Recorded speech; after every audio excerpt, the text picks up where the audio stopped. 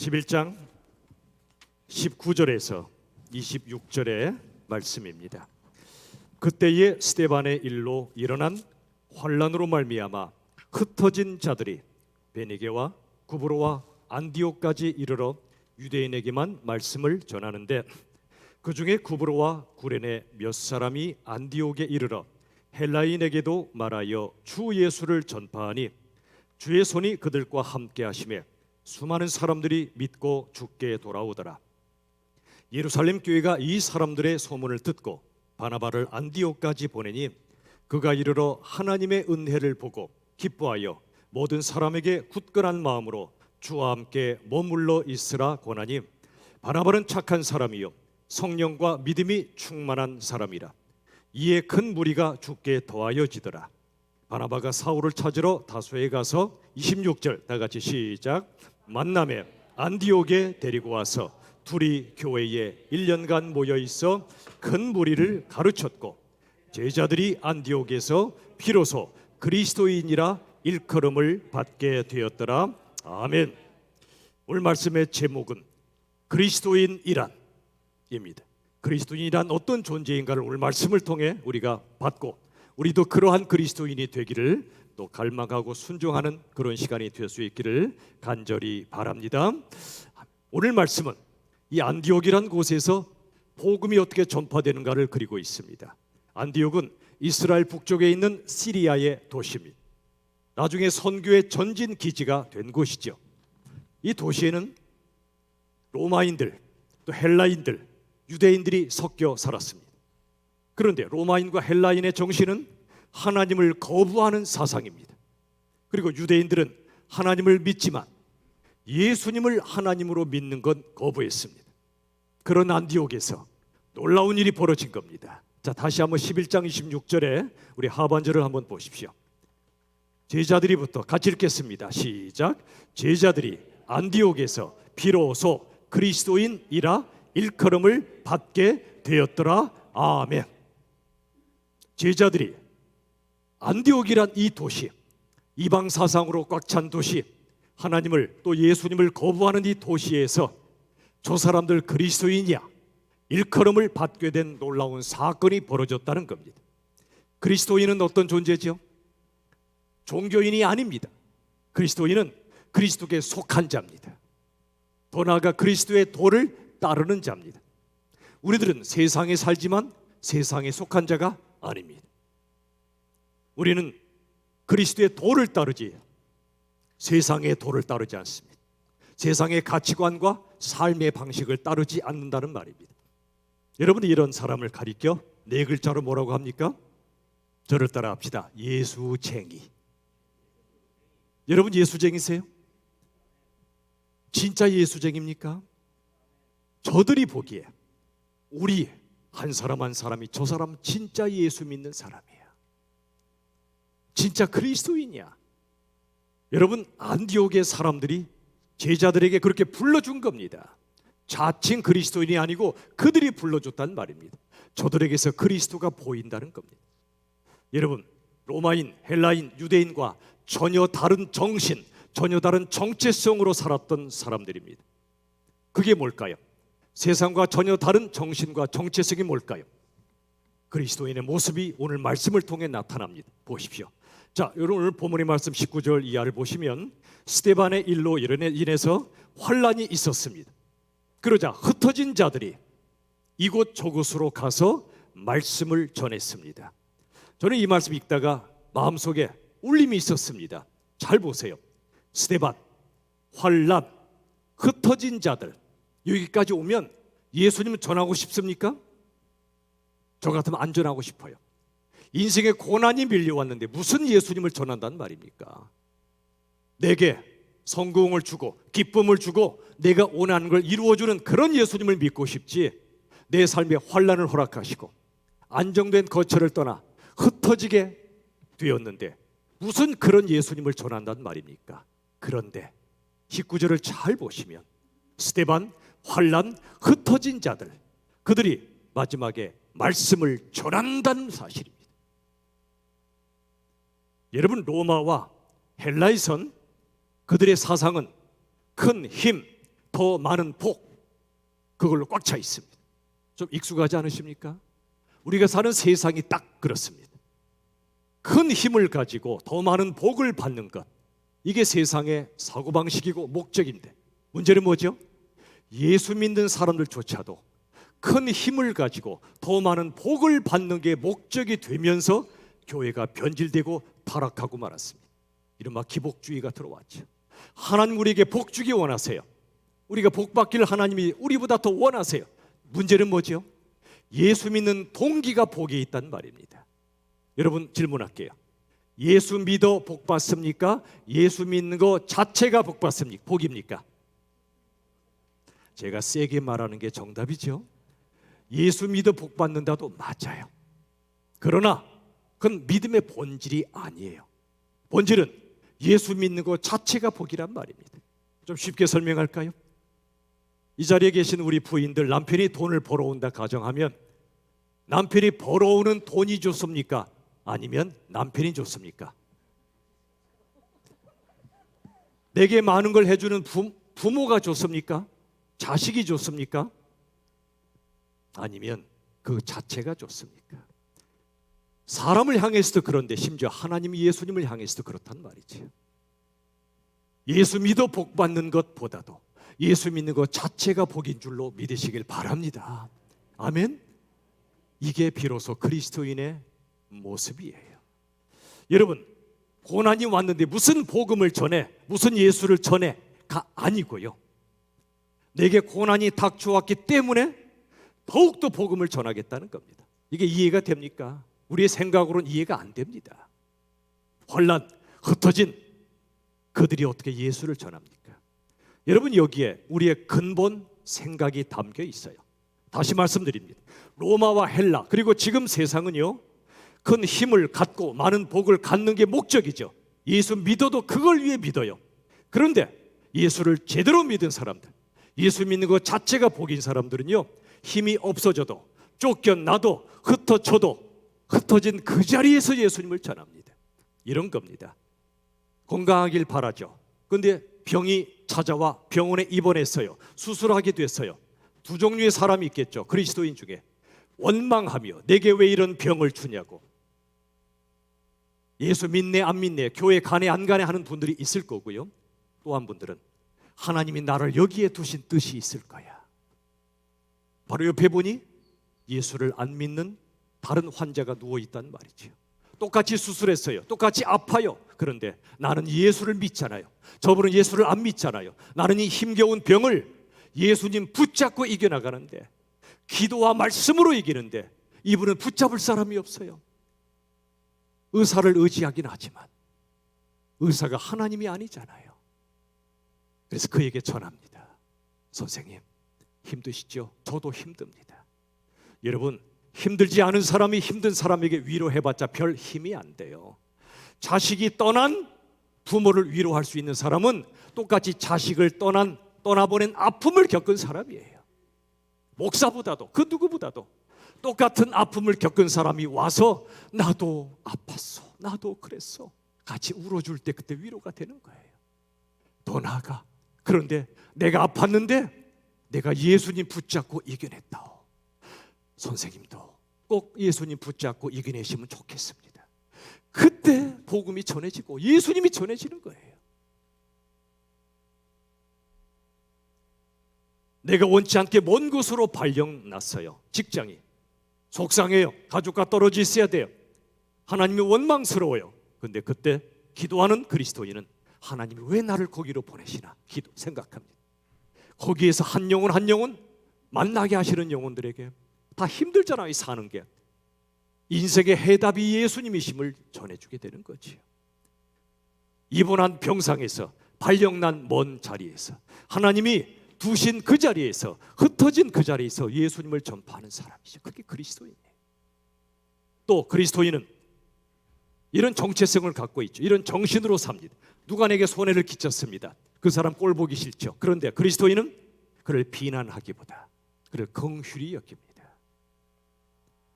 여러분, 남에게 손해 끼친다는 게 마음이 편할까요? 괴로울까요? 여러분은 모르실 것 같아요. 손해 끼친 적이 없으시죠? 손해를 당한 사람도 괴롭지만 남에게 끼치는 사람은 더 괴로운 거예요. 맞은 사람은 발 뻗고 자도 때린 사람은 발 뻗고 못 자잖아요. 그러니 여러분을 때린 사람, 손에 끼친 사람을 긍휼히 여기세요. 그게 그리스도인이에요. 그를 용서하는 거지요. 우리를 저주하는 사람을 맞받아 저주하는 게 아니라 오히려 축복하고, 우리를 모욕하는 사람에게 맞받아 모욕하지 않고 오히려 그를 위해 기도하고, 우리 예수님이 가르쳐 주신 산상수훈과 여러 말씀들이 있잖아요. 여러분, 그리스도인의 정체성이 뭘까요?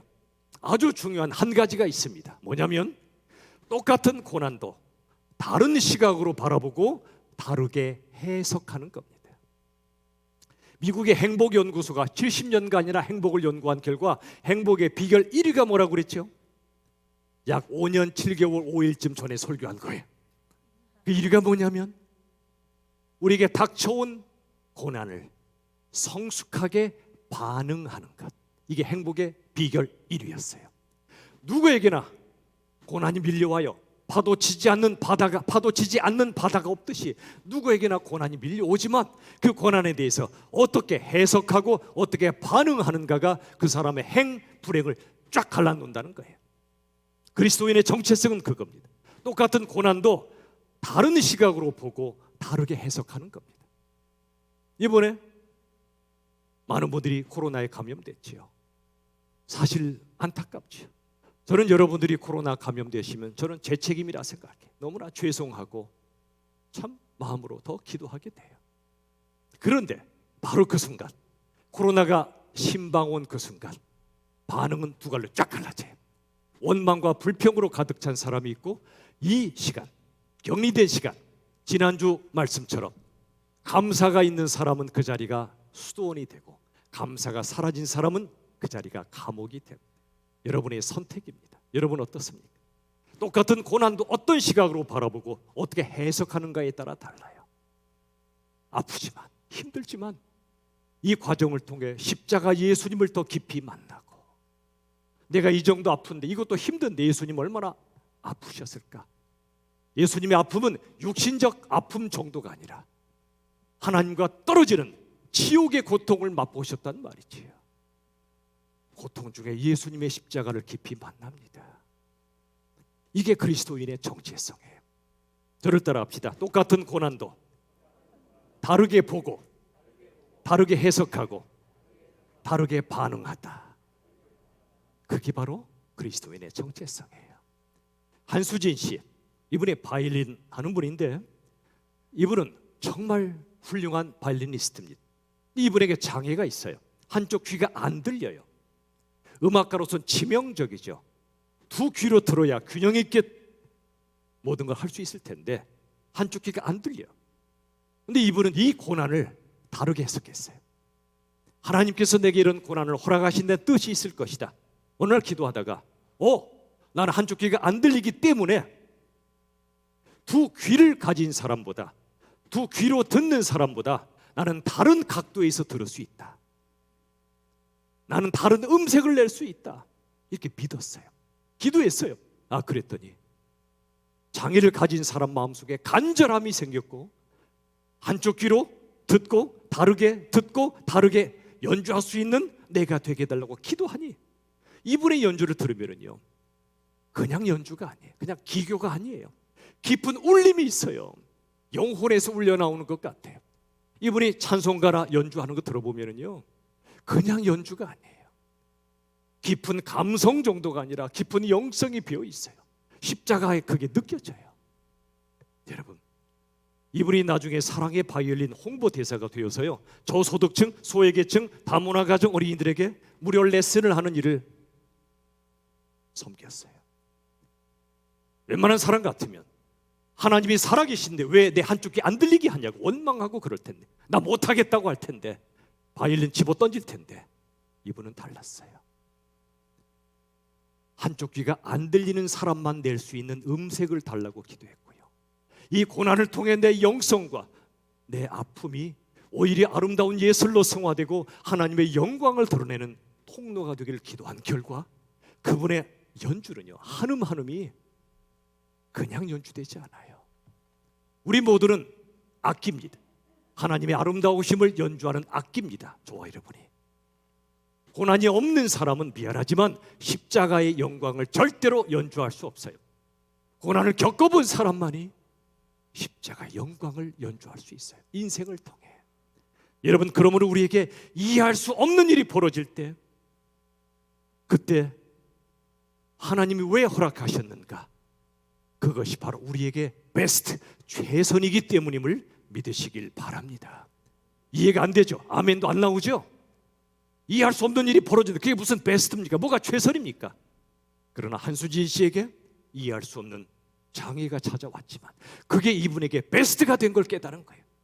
이분에게 영광이고 최선이 된 걸 깨달은 거예요.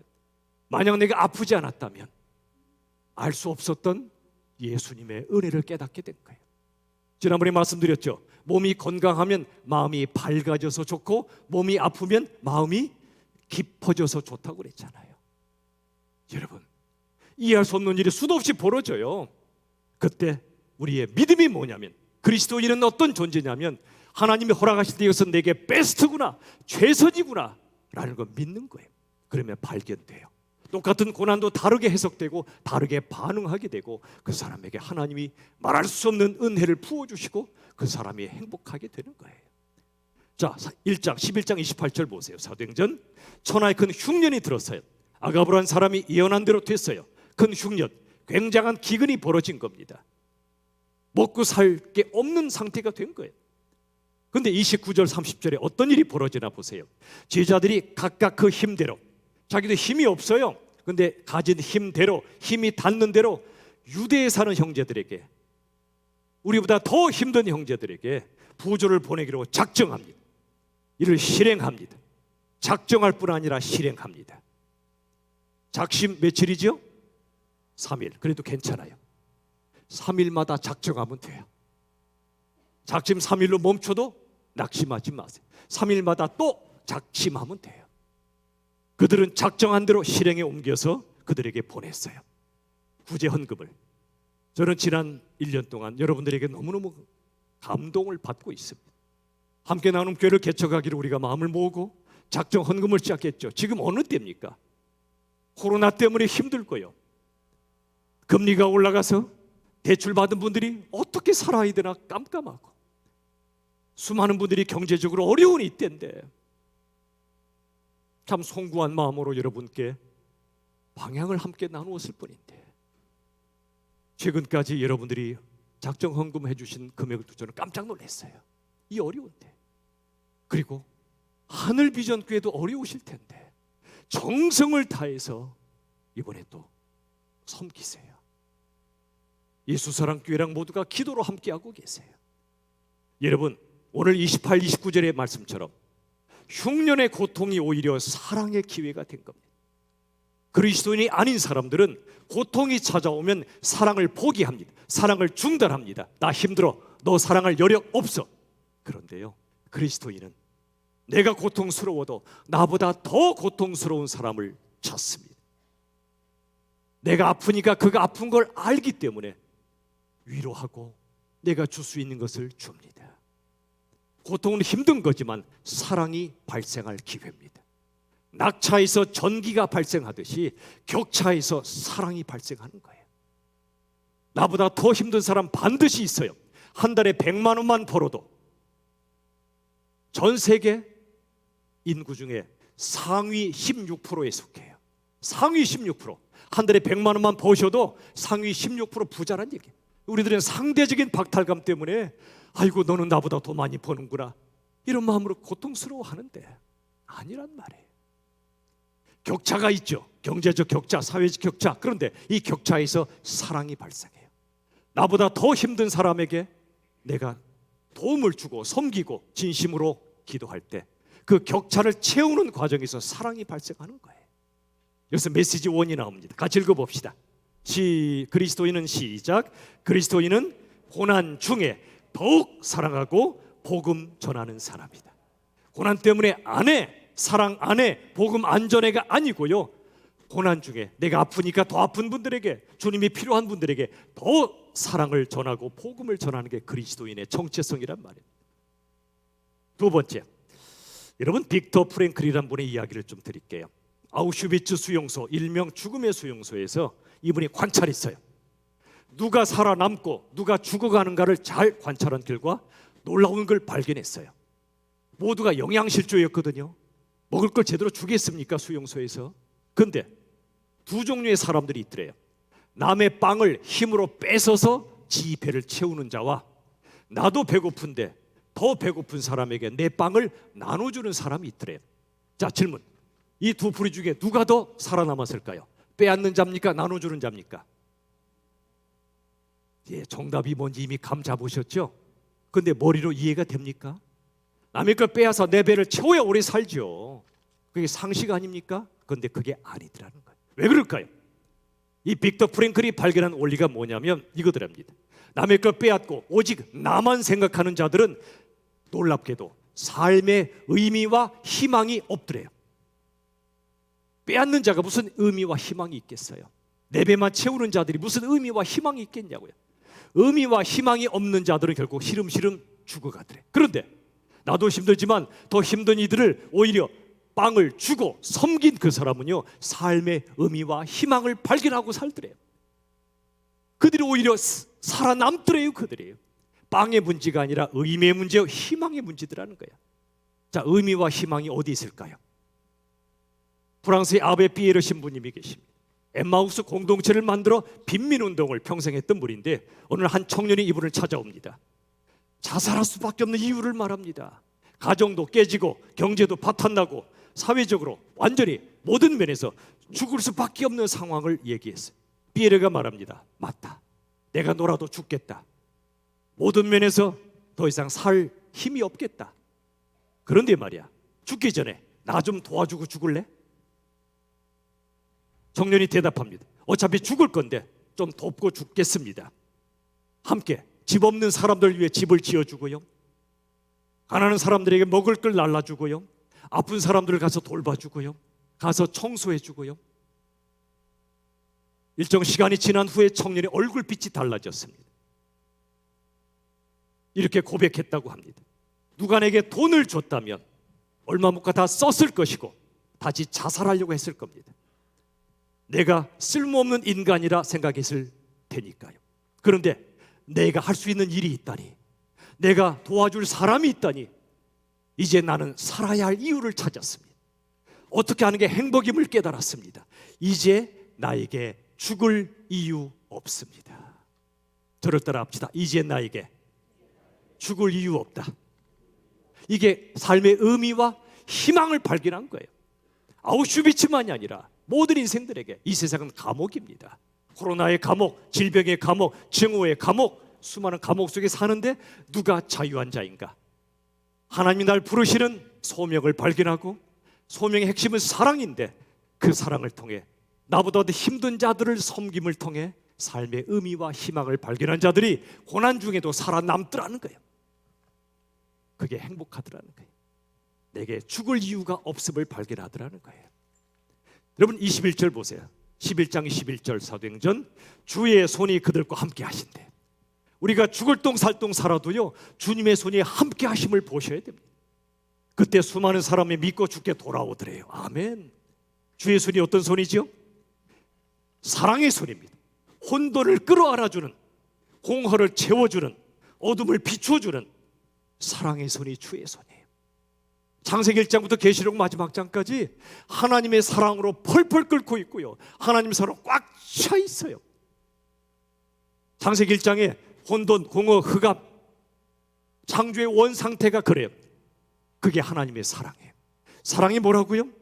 혼돈을 끌어안는 거고요, 공허를 채워주는 거고요, 어둠 속을 함께 걸어가 빛으로 인도하는 게, 그게 사랑이란. 창세기 1장은 사랑으로 꽉 찬 장이에요. 여러분, 바로 이 청년이 그걸 발견한 거예요. 내 삶의 혼돈과 공허와 어둠 때문에 죽고 싶었는데 알고 보니 우리 예수님을 만나니까 삶의 이유를 발견하고, 나보다 더 힘든 사람은 반드시 있는데 그를 내가 사랑하고 섬길 때 삶의 의미와 희망과 목적을 발견하는 거예요. 주의 손이 함께 하십니다. 그러자 수많은 사람이 죽게 돌아온다는 겁니다. 주님의 손을 체험한 사람들이 죽게 돌아와요. 잘 들어보세요. 만풀에도 지발트의 말인데, 우리의 힘이 다 사라진 후에도 우리를 사랑하시는 분이 계시다. 그분은 우리의 소유가 아니라 우리의 존재로 사랑하신다. 우리의 멋진 모습 뒤에 감추어진 걸 보시면서도 그것마저 사랑하신다. 우리가 바닥에 떨어진 바로 그 순간 가장 사랑하시는 분이다. 이미 오래전 창세전부터 우리를 가슴에 품으신 분이다. 우리의 모든 죄를 짊어지시고 십자가에 죽으신 분이다. 우리 예수님, 우리의 하나님이시다. 이분을 만난 분은요, 그분의 손이 함께합니다. 그분이 우리에게 손잡아 주셔도 그분을 내치는 사람은 그분의 손을 체험하지 못해요. 그러나 고난 중에 주님 손잡아 달라고 주님 손을 갈망하는 사람은 그분이 이미 내미신 손을 꽉 붙잡습니다. 그분 손잡고 일어납니다. 어둠 속을 걸어갑니다. 그리고 그분과 함께 빛을 향해 나아갑니다. 아까 그 청년처럼 삶의 이유를 발견합니다. 죽을 이유가 없음을 깨닫습니다. 이게 바로 그리스도인입니다. 23절 상반절 보세요. 11장 23절. 그가 이르러 하나님의 은혜를 보고 기뻐하며 모든 사람에게 굳건한 마음으로 주와 함께 머물러 있으라. 아멘. 무슨 뜻이죠? 잘 보세요. 굳건한 마음으로 주와 함께 머물러 있으라. 이게 됩니까? 삶이 힘들면 내 마음이 무너지고 약해지는데 어떻게 굳건한 마음으로 살 수 있단 말이에요. 그런데 굳건한 마음으로 주와 함께 머물러 있으라. 언제 이게 가능하냐면 그 앞에 하나님의 은혜를 보고 기뻐할 때 이게 가능해져요. 예배의 자리는 하나님의 은혜를 우리가 보고 맛보는 시간이, 나 같은 죄인을 끝까지 사랑하시고 내가 밑바닥에 널브러질 때 가장 사랑하시는 예수님을 만나면, 나를 살리시려고 십자가에 죽으신 그분을 만나면, 하나님의 한없는 은혜와 사랑을 만나면 죽을 수 없음을 깨닫고요, 그분 붙잡고 일어나 주님과 함께 걸어가고 고통스러울수록 그분의 품으로 뛰어들어가고 어떤 상황 속에서도 주님 곁에 머무는 사람, 그가 바로 그리스도인임을 믿으시길 바랍니다. 아멘. 여기에 주와 함께 머물러 있으라 그랬어요. 정말 몸이 아픈 분들을 제외하고는 이제 현장으로 달려나오세요. 코로나 따위에 하나님 은혜를 내가 차단시킨다면 작은 것 때문에 큰 걸 잃어버리는 거예요. 여러분, 건강 챙기세요. 그러나 건강이 목적이 아니라 하나님을 봐야 건강한 거예요. 뺏는 자가 아니라 나누어 주는 자가 오히려 더 살아남듯이, 코로나를 벌벌 떠는 자가 아니라 코로나 너머에 하나님을 바라보는 자가 이 모든 어려움을 이겨낼 줄로 믿으시길 바랍니다. 이제 현장으로 달려나오세요. 기어서라도 나오세요. 주의 은혜를 붙잡고 살아야 되겠다. 주님과 함께 살지 않고는 안 되겠다. 이런 분들은 현장으로 달려나오세요. 정말 달려나올 수 없는, 정말 그런 쓰러져 계신 분을 제외하고는 다 달려나오세요. 두려워 떨지 마세요. 언제까지 우리가 코로나 앞에 벌벌 떨고 살겠습니까? 그가 그리스도인입니다. 고난 중에 또 주님을 붙잡는 사람. 자, 24절 보세요. 바나바는 착한 사람이요 성령과 믿음이 충만한 사람이라. 아멘. 자, 좀 이상하지 않아요? 성령과 믿음이 충만한 게 앞에 나와야 될 것 같은데, 먼저 그는 어떤 사람이라 그랬죠? 착한 사람이 뜻이 뭐죠?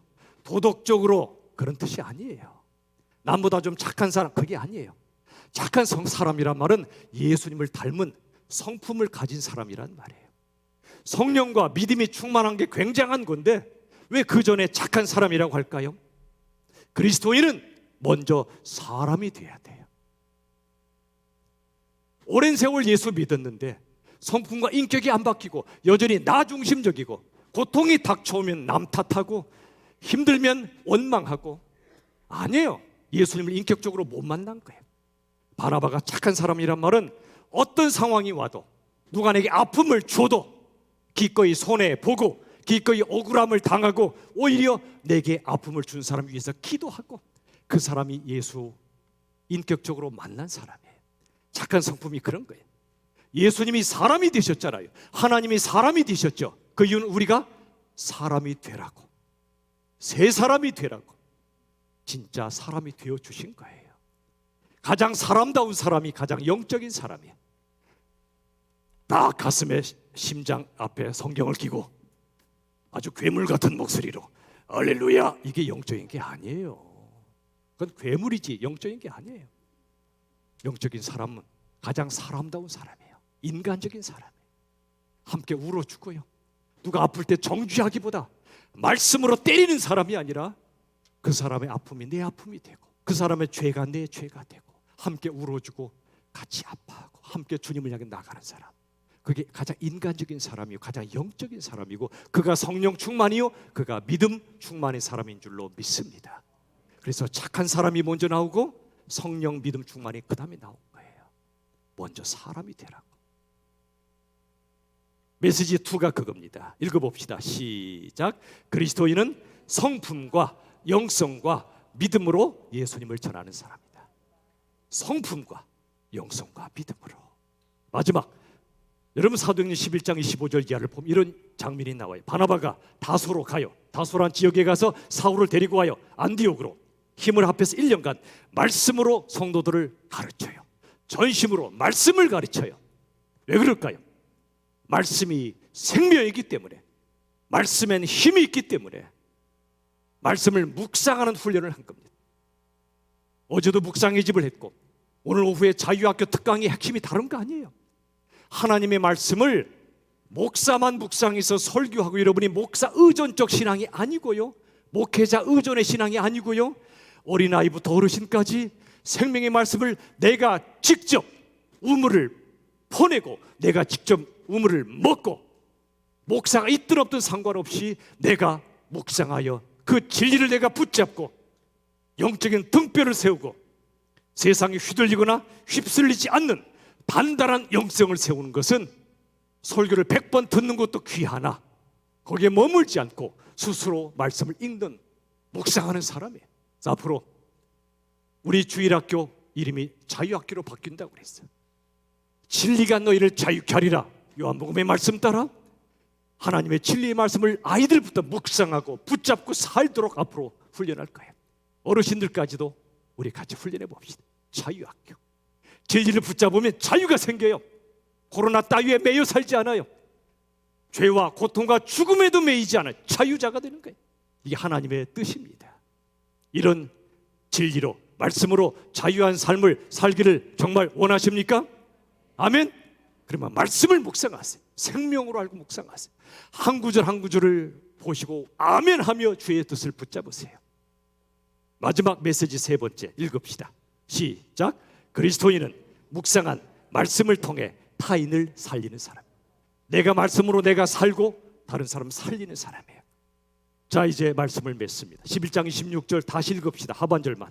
시작. 제자들이 안디옥에서 비로소 그리스도인이라 일컬음을 받게 되었더라. 아멘.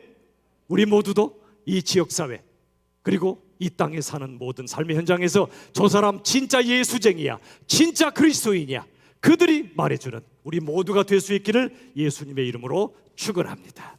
자, 선포합시다. 핵심 메시지 첫 번째. 시작. 그리스도인은 고난 중에 더욱 사랑하고 복음을 전하는 사람이다. 그리스도인은 성품과 영성과 믿음으로 예수님을 전하는 사람이다. 그리스도인은 묵상한 말씀을 통해 타인을 살리는 사람이다. 아멘. 이렇게 살고 있냐고 물으시면 아마 아멘이 어떨지 모르지만 이렇게 살기를 원하십니까? 아멘. 모두 일어납시다. 이 시간 찬양할 텐데요, 한수진 씨가 바이올린을 전심으로 연주하듯이 이 시간 선한 능력으로 찬양할 때 내 인생의 마지막 찬양인 것처럼 전심으로 감사함으로 감격으로 찬양합시다. 주 선한 능력으로, 주 선한 능력으로 안으시네, 그 크신 팔로 날 붙드시네. 아멘. 절망 속에도 흔들리지 않아 사랑하는 주 얼굴 구하리. 사랑하는 주 얼굴 구하리. 2절 하겠습니다. 2절. 이전의 괴로움 나 애워싸고 고난의 길을 걷는다 해도 주님 주님께 모두 맡기느리여. 끝내 승리의 날을 맞이. 아멘. 선한 능력으로 일어서리. 아멘. 주만 의지하리 믿음으로. 우리 고대하네 주오. 우리 성탄을 고대하며 나갑시다. 영광의 새날을 맞이. 주님이 마신 고난의 쓴 자를 우리도 감사하며 받으리. 주님의 남은 고난 채워가며 예수와 복음 위에 손들고 찬양합시다. 선한 능력으로 일어서리. 하나님의 능력만이 우리를 일으켜 세우십니다. 주만 의지하리 믿음이. 아멘. 우리 고대하네 주 오실 길. 승리의 새날을 맞이하리. 여러분, 주님이 마신 고난의 쓴 자를 우리도 감사하며 받으며 주님의 남은 고난 내 몸에 채우며 선한 능력으로 일어서며 성탄의 주님, 다시 오실 재림의 주님을 고대하며 영광과 승리의 새날을 맞이할 줄로 여러분 믿으시기를 바랍니다.